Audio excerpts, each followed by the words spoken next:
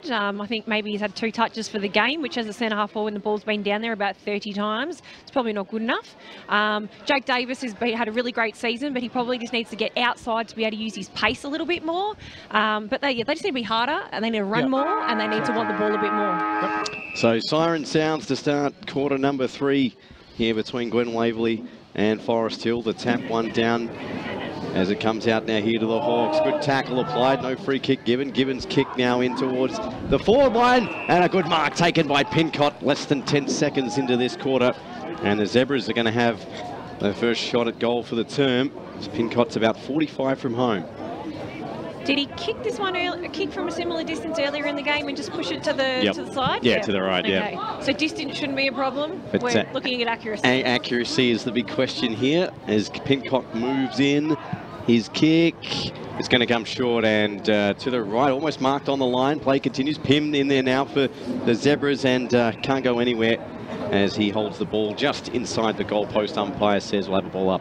And we take that back. Accuracy is also could be a problem. The jinx seems to be the theme this afternoon. Here's the ball up. Steinfort wins the tap there over Pims. It's loose on the deck. There's a kick there from Pickering. Tries to go out now outside the 50. It's gathered in now here by the Zebras. A high up and under his centering kick.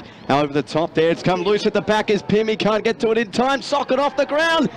And I think they put it through. They have. And the Zebras get it through Palmer. And he's kicked it. That's the 4th goal of the afternoon from Forest Hill. Let's just confirm on the replay. Excuse me, that's Gross. And he's gone and kicked it here for Forest Hill. There's a little bit of discussion here between the umpire. It is confirmed.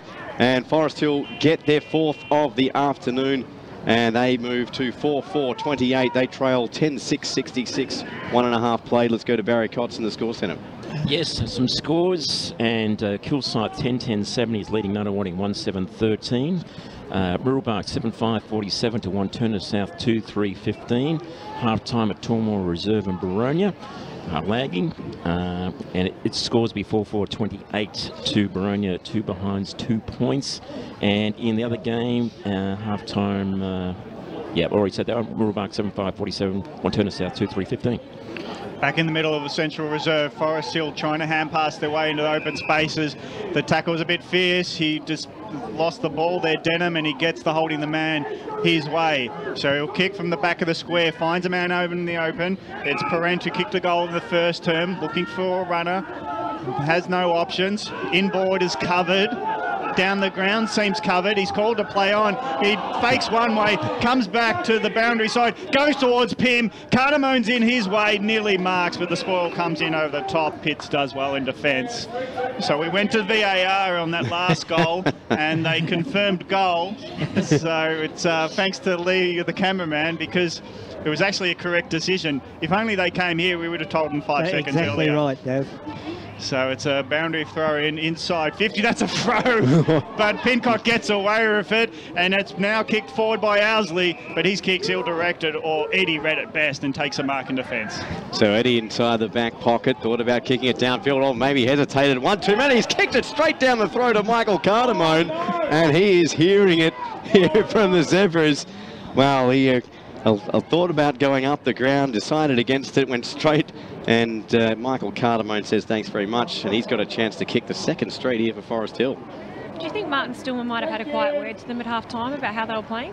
I think he might have had a few words, quite a few. So Cardamone lines up for potentially his 2nd of the afternoon. It is straight through the middle, and Forest Hill move to 5-4-34, trailing Glen Waverley 10-6-66 on the Bendigo Bank scoreboard. I think you're deadly right there, Alano. Martin must have had a word with them, because they've come out here with full of endeavour, completely different to what we saw from the Zebras in the 2nd quarter. But it's only the start of the quarter. They've got to maintain it. Absolutely, and I think starting Palmer in the ruck's been a really good move for Forest Hill as well. So we got time for more scores around the ground with Barry Cotts. Yep, quickly, Division 1, Norwood 8-11-59 to Ringwood 6-9-45.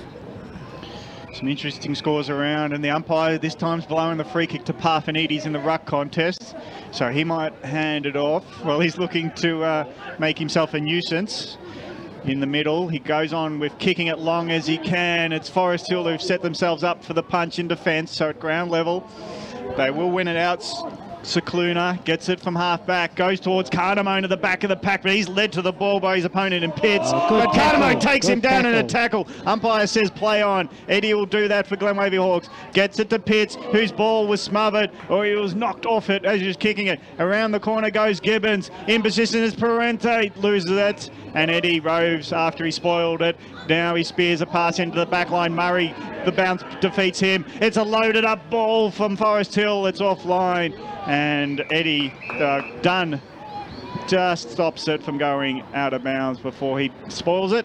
And it's going to be a boundary throw in 5 metres around from goals for Forest Hill, who've done most of the attacking and have added 2 goals in this third term.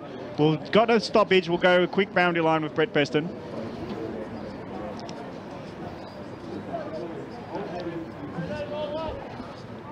Work right, he wants them to win the ball and more effort, and a couple of positional changes. Maguire and Denham playing off half-back.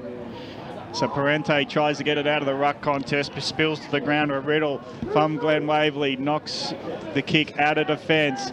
Forest Hill have got some good numbers, hold it in their own territory. Will they keep it in? Unfortunately for Maguire and Denham, they weren't able to keep it in just as they were hoping to get another inside 50. So it'll be 65 metres around from Forest Hill's goals. They were 3-4 at half-time. They've kicked 2 goals early in this third quarter. 6 minutes gone. It is now 5-4, 34, 32-point margin, though, still to Glen Waverley, who are 10-6, 66. Boundary throw in. Again, Forest Hill getting their hands on the ball, and Murray has to be the tackler. So Housley will hand the ball over to the umpire as we'll get a ball up after that boundary throw in. Parthenides versus Palmer. Ground level ball to be won, and picking it up beautifully was Sullivan, but he just couldn't get through the tackler. Nice done, well done by Scaluna. Scaluna was in the way of the rampaging Sullivan, and now the ball spills out and goes out of bounds on the wing. So boundary throw in, dead on centre wing, broadcast side in front of the stands and in front of our boundary rider Brett Beston. In comes Parthenides with a big swat over the top. It's pumped there by Murray doing the roving, a high up and under, and the mark quickly taken and hand gone by hand now here to Humphreys. Goes inside 50, goes long towards the sticks and puts it to the right. Just the minor score there for Glen Waverley, 10-7, 67 to Forest Hill, 5-4, 34, 7 minutes gone, third term. It looks like Sullivan's stolen someone from the junior club's jumper. Have you seen how tight that thing is? Look at it. To be honest, his shoulders and chest are massive, so he's stretching it as far as that jumper can go. Mate, they make him bigger. Come on. It may be. That's a trick of the trade. That is the triple XL. What are you talking about there? As the ball comes out to the far side now, here to Powell. He kicks this one up towards centre wing, and the mark taken out there by Gross. Already kicked one this afternoon. Is surveying the options upfield, not much on offer. So he decides to pump this one down, straight down the boundary line in a one-on-one contest there between Johnston and Dunn. And the boundary line beats both of them. We'll have a boundary throw in. Let's go down to Bet Preston. According to tell you boys, the rain hasn't come down in buckets quite yet, but it certainly is coming. It's a little bit drizzly down here, and I think it's only going to get heavier. What did he say? Can you repeat that? Nick Pincott just walked past me and he said, "It's not too bad, man. It's not too bad." So the tap one down there by Parthenides, and the Zebras granted, bursting through and trying to get a hand pass out there was Casey. Diving in for the footy there was Taylor. Gets the ball out now. Gibbons does the roving. And, well, Potts can't win it, but the Pickering can. Gets it now out by hand here to Pitts. Oh, he was wrapped up by Pym, and paid, says the umpire, holding the ball. And Pym is going to go back and line up for potentially his, can't find his stat sheet, second of the afternoon. And from about 45 out, slight angle to the right. What do you reckon, Ray? Is he going to kick it? Well, he's a renowned goal kicker. He has to kick it. That's what he's in the side for. So Pym, for potentially his second, he kicks. Truly, second of the afternoon for Pym. Lets the Hawks know about it as the rain starts to bucket down here. 6-4, 40 Forest Hill. They trail 10-7, 67. Glen Waverley, 9 and a bit gone here. Third term. Let's go to Barry Cotts for the score centre. Yes, we got some scores through. Firstly, Murrelbark and Wanturna South. Murrelbark 7-5-47, Wanturna South 2-3-15. Doncaster East 10-10-70 to Mulgrave 1 goal 9. Mitcham and Croydon, it's Mitcham 3-2-20, trailing Croydon 7 goals straight 6:43, and Park Orchards in Upper Ferntree Gully. Upper Ferntree Gully 6:7:43 to Park Orchards 3:4:22. Sullivan might not be allowed back on the ground. If it started to rain, his body paint might wash off, so he might be stuck on the side for the rest of the day. Might shrink his jersey a bit more. What are they It's not hot. It's not hot water. What am I doing here? Just kidding, guys. Just kidding. Rucks go at it. Pincott wins it. This time he sort of hands it instead of throws it to his teammate. And now the ball goes forward to Klein on the bounce. It just sort of eludes him at under knee level. The defence doing well for Glen Waverley. They're under a heap of pressure. Riddle will run onto it. He just leaves it behind. Klein, as the whistle goes, it'll be free kick to Glen Waverley. They're quick to play on. They get themselves into trouble. Eastman and Broad weren't thinking before they started sharing it, and they do a dinky small kick to the boundary side just to hold the ball again. So Glen Waverley go from half back to the wing. Parfanides under it. He's too tall, too strong. You won't knock him off it. And he takes two grabs at it and marks. He's found a man, Eddie, running from full back, and he goes to centre half forward late into the contest, and it comes down to the ground level. So if just had a few more metres onto it, I reckon Eddie would have ran himself into an open goal. For sure, Gav. So it's a ball up, 55 out from Glen Waverley. They win the tap forward, but Forest Hill are goal side defensively, but it comes out the front to Cook, who shares it off to a running teammate. Hook ball into the middle. Ferguson will come late. Dust gets his hand to it. The umpire says it's off hands and out of bounds just near the point post. So it'll be first real attack for Glen Waverley, if I'm right. 11 and a half minutes. And I think this might be their first inside 50. So we'll just get the boundary throw in before more scores. Forest Hill uncontested tap out one, and at ground level they clear, but it's only going to find Broad close to the line. He's disappointed that he can't keep it in, so it's a boundary throw in now, 60 metres away from Glen Waverley Hawks goals. Let's go back to Barry Cotts for more scores. Yeah, Division 3, the Basin 3-5-23 to Ringwood 1-4-10, and Kilsyth 10-10-70 lead Nunawading 1-7-13 in Division 4. Gee, that's a turn up, that result with the Basin and Ringwood. Low scores there, Ray, as well. Yeah. So if that's half-time, that's an interesting game. Yeah, that's a half-time score. To hold Ringwood to 1 goal to half-time, that's a great effort so far. And Basin, we've been talking about how they beat everyone below them, but if they get this win against the top side, who are undefeated, it'll be a magnificent day for them. Forest Hill have got the ball and they're just holding it up, so that's why there's a bit of stop in play. Now it's centre half back, another short pass. They've got control of this, Forest Hill, as now it's in the hands of Newman. His hand pass was a bit messy, so they're going to go back to Pincott, who kicked it, trying to kick it 50 metres forward, cut himself to the side, but he found a teammate, so I'll credit that to a smart pass. On the bounce again, it's in the hands of Palmer. So Palmer gets it short, and then this man's going to go for a run in Maguire. He took the mark on the wing, goes all the way long, and Taylor's in good position just back of Eastman, and he took the mark, and he got pushed and shoved, ragdolled a little bit, and it looked to the umpire and said, does that deserve it? Should have been 30 metres. He took the mark, and then he was thrown to the ground. Go goal side, Pim's in there, but the punch comes in and a point's conceded for Glen Waverley. They're under a heap of pressure this quarter. So it's 6-5-41 Forest Hill, closing the gap to 26. 10-7-67 are the Hawks. As a coach, you must be scratching your hair because, where was this endeavour by Forest Hill in the second quarter? I know, and this is the Forest Hill I've been accustomed to watching most of the season, and I wondered where it went in the first half. So Dunn's kick in towards the half-foot back flank, trying to take the mark there was Johnston, couldn't do so. Hodges gets tackled, Sinden tries to bust through. The kick is splayed off the boot, taken here by Murray, not 15. Play on, almost got one up high from Klein, and yeah, free kick paid for a high tackle. Really needed to turn him on his side there. As Murray pumps one in towards the centre of the ground. Ferguson on the lead, beaten to the footy there. Good spoil affected by Powell, and a free kick going the way of the Zebras. Kicking in danger. So Powell puts this one inside 50 now here for Forest Hill. Punch affected there by Eastman. It comes to Hodges. He handballs it straight up into the air. Pitts can't win the footy. Johnston's got it now here for the Zebras. Handballs it out now here to Pincott, but the ball beats him over the boundary line. Much better forward pressure there, Ray. It is. The forwards are working to keep the ball in there. So boundary throw, half forward flank now here for the Zebras. Far side of the ground in front of the roller. As this one thrown in, Stoneham lost that one there to Parthenides. Gibbons tried to win it. Parthenides had it locked up there by Pincott. Gets foot to footy. Well done there from Nathan Pincott. Oh, Jesus. Taylor had his man lined up. It's the kick comes in towards goal, and it was just a minor score. And the Zebras add 1 to their total of 41, now 42.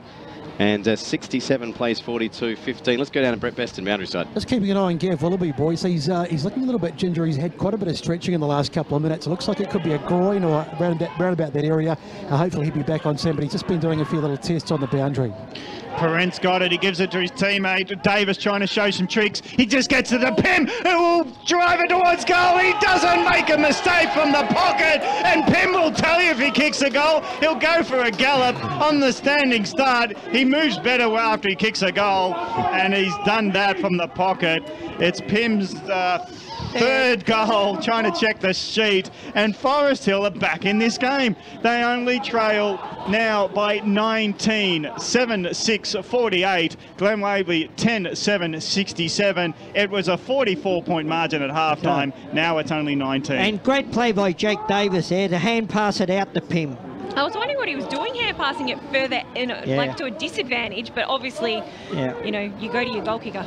So Stoneham over the top with the tap from the restart. The ball's loose on the turf and not going anywhere. It's under Riddle, but we've got a free kick awarded now here to the Hawks. I think Ian Taylor was just a little bit too aggressive in his attack on the ball and the player there. Yeah, but I think Martin Stillman wouldn't mind that. You know, give away an odd free kick, doesn't matter. Here's Riddle, kick into side 50. Dale can't take it. Rove brilliantly by Pickering. He puts one in towards goal. And he's responded for the Glen Waverley Football Club. Straight off the restart, his second of the afternoon. It's Glen Waverley's 11th. They move to 11-7-73. They lead Forest Hill 7-6-48 here on the Bendigo Bank scoreboard. No defenders goal side. No, but he just read that beautifully off the hands and just, it was a beautiful goal. Steadied himself and was never in doubt, that one. A beautiful goal. He's had a great game. Let's go to Barry Cotts at the score centre. Yeah, Division 1 ball, and it'll hit the even 100 points to Montrose 5. And also in Division 4, it's East Burwood and Fair Park. Fair Park 5-7-37 to East Burwood 4-4-28. Wow.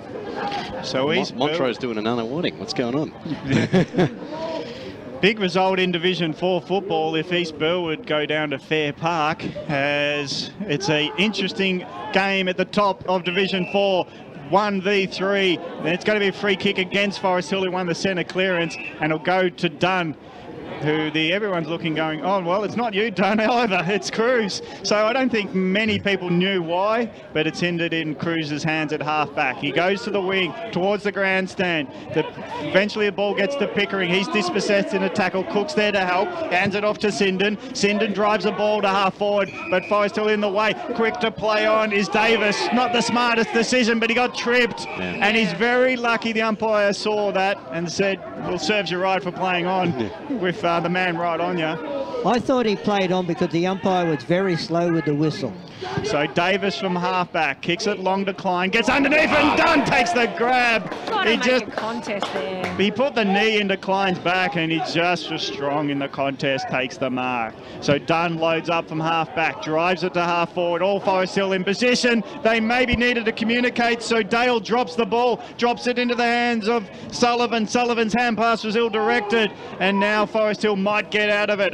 Needs to hurry his pal. He puts it to 2-on-1. The 2-suit Glen Waverley Hawks. Falling over the ball was Potts. So Forest Hill do clear. Find a teammate in there in Denham to take the mark. He's got a runner in Parent. Parent will just go from the outer wing or the grandstand wing, load the ball up. Pim won't get in the contest. He lets Steinford get it, and Steinford clears, but it's come back to Parent. And Pim now smart enough to find his way in position to mark outside 50. Surely the old legs won't get the distance. No, I think he's just a little bit too far out. He didn't go for the previous contest, but he knew the ball was coming back. He puts it to the goal square. Who's he got? He's got the small Cardamone. He nearly gets a mark in between two defenders, and Dunn, with the help of Eastman, rushes it behind. Once again, Gav, that was bad manning up by Forest Hill. Pim was going to kick it to the square, and all there was the little man Cardamone. There should have been a tall there with him. Let's go down to Barry Cotts at the score centre. Nope. Nothing to report. No score centre going. Let's not go to Barry Cotts at the score centre as this kick down towards the half-back flank now here for the Hawks. It's roved up now here by Parent. He hand passes this one off. and gets it back now from his man. Goes down now here to Owsley, looking in towards the centre of the ground. The kick just a little too much on it. Went over his man. Ferguson provides the shepherd. Here's Hodge. He's kicked now in towards the wing. Contested footy. No one can take the mark. Sullivan bursts through. His hand pass goes astray, and the ball is wrapped up. Spills through now here to Owsley on the centre wing. He goes by hand now, finds Dale. Dale looks in towards centre half forward, going to the deck. And off now here to Cardamone. 1-on-1 now here with Pitts in a foot race. Pitts is going to get the bounce of the ball, but gets tackled and gets a hand pass out now. Broad as well as Sinden is out there. Giving chase is Johnston now for the Zebras. It evades everyone over the boundary line. Is it just me? I don't know, maybe down boundary side, Brett, has the intensity just lifted a notch or two in the past couple of minutes? Yeah, it certainly has, Alana. Very noticeable down here. The other thing I can report to is that the lights are on. It's a funny old day. There's a bit of blue sky poking through, but when it does it's getting dark and the lights are on, probably not having a huge impact, but I guess you've got to turn them on. So into time on now here in this third term, with the Hawks firmly in front as Riddle busts through and kicks one in towards the centre square. Pickering, it bounces past him, and in a foot race now here, ducking his head there is Creek.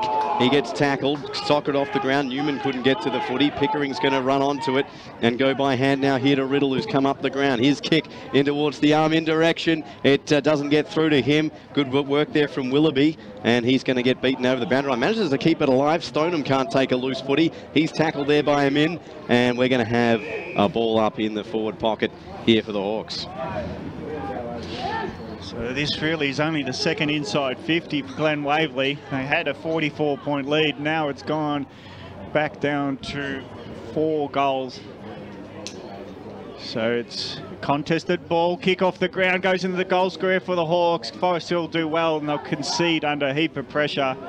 And picking himself up there was Powell after he punched it over the line. There's a 25, it might be for bad language, and Pincott, who's going to take it from the goal square, is taking it now 40 metres out. No one on the mark, so he'll run outside defensive 50 and kick it from half back to half forward. Cardamone man alone. Ground level though, Taylor's there to help. Hands it off to Palmer. Palmer in congestion, works his way towards goal and picks again. Big goal! Forest Hill, what a quarter! Palmer, he went through the traffic and decided, I'll just go straight towards Waverley Road, and the big kick was straight.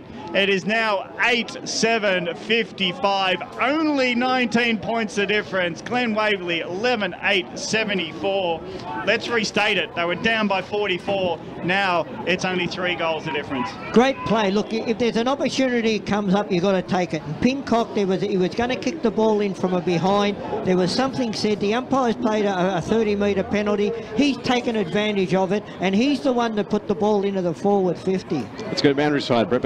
Put that goal down to Stephen Pym, boys. It was a brilliant shepherd on the line that got the ball over the line.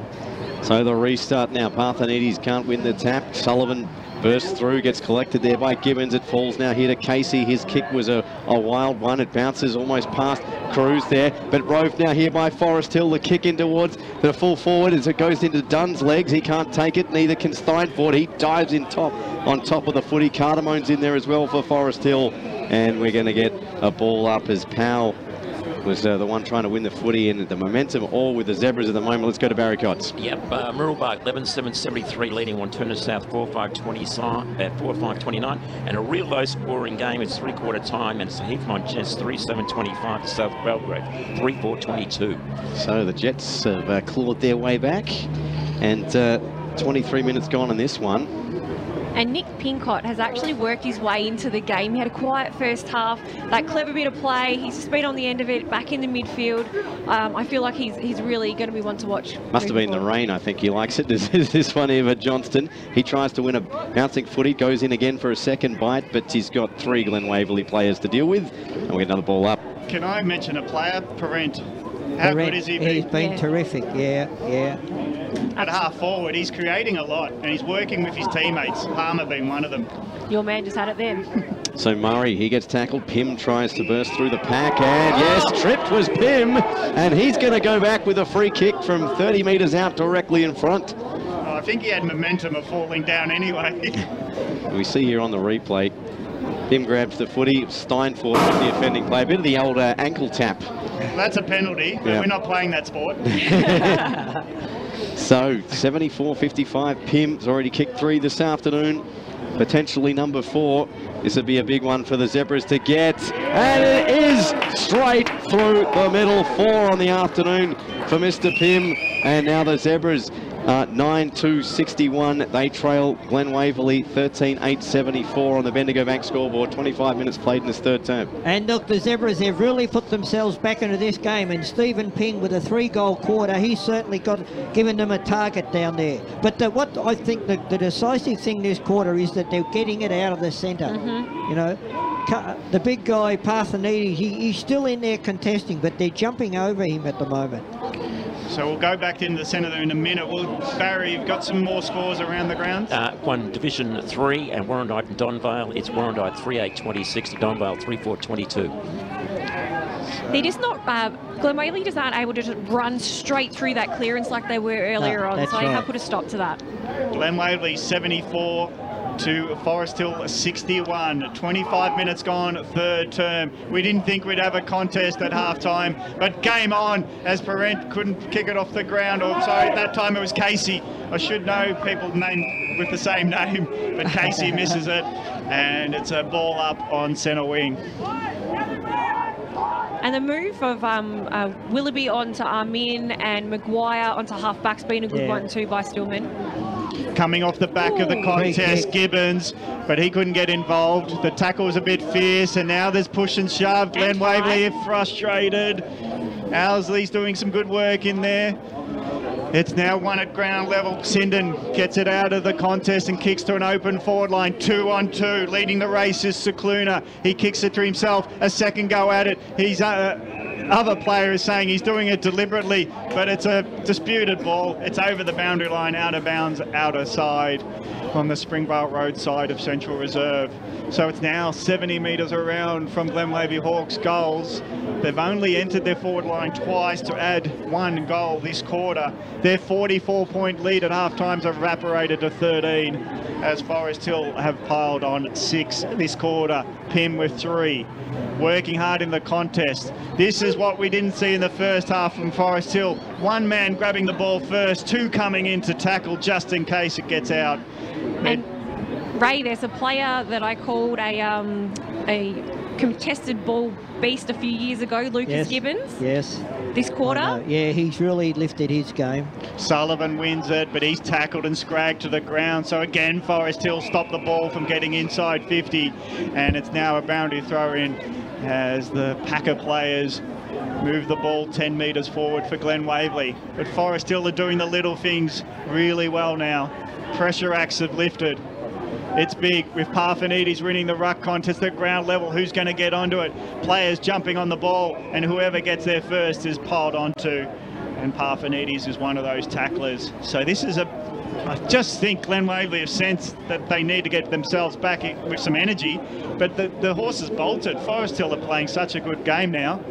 So it's a real contest, and Forest Hill through Taylor. He couldn't get his kick, but his teammates there to help him out, and they'll just bundle it to the wing, get some security to reload on the outer side. Good job, Gav. There was a lot of ponytails around there, and you got the right one. Well, I'm not going to fall victim to naming one just in case at the moment. 28 minutes, third quarter. Let's recap. 11-8-74, Glen Waverley lead by 13 points, 9-7-61 at Forest Hill. We'll talk about how Forest Hill have got in back in this game, but every possession now is hotly disputed. That is a holding off the ball, and unfortunately Taylor was overzealous and he's conceded a free kick. It'll be in the hands of Broad, and Broad will look inboard and kick it as long as he can. Inside 50 go Glen Waverley. Have they got anyone at ground level? It does spill their way, only temporarily, as Forest Hill scrapped really nicely. Maguire kicks around the corner, but it's only Parthenides in his way. Hands it off to Broad. Broad right run himself into a dead end, gets around that opponent. Now from 50, boundary side, puts it to the line. If it gets there, it's goal of the year. We've heard a whistle, and the umpire's discussing it. It's a goal! That could be goal of the year by Broad, because that is as acute as you get it on the run. Got around one player, and from the left pocket, no just touch over the line. The video says all clear, goal. Glen Waverley, that's a much needed effort. I'm still trying to figure out what Stephen Pym was doing down there in the defensive goal square. He's trying to get his stats up anyway. So it's a 19-point lead for Glen Waverley. Is that the inspiration they needed just to steady the ship? It was a very, very good goal by Broad. Looks like Pym's going onto the wing. Well, maybe he's just slow to get back to the half-forward No, line. they've put Pincock down at full forward at the moment. So doing the roving here now is Stoneham, as his effort goes up towards half-forward flank. His Parent's there in battle with Cruz. Gould comes in for some assistance. Parent gets wrapped up there, and we're going to have a ball up on the half-forward flank. It's going to Barry Cott to the score centre. Three-quarter time. That does it for three-quarters of footy here at Central Reserve. Glen Waverley 12-8-80. They lead Forest Hill 9-7-61 on the Bendigo Bank scoreboard. And stay tuned, folks. This is going to be an absolute cracker of a final term here on Radio Eastern 98.1 or streaming around the globe on efl.org.au. We'll be back to wrap up this quarter in just a moment. Don't go away. I must select that one. What colour? Yeah, I might have an element of black. Oh, look at that. Black and white. Is that because you're a Collingwood supporter? Personalise your funeral the way you like. Turpin Brothers Funerals later.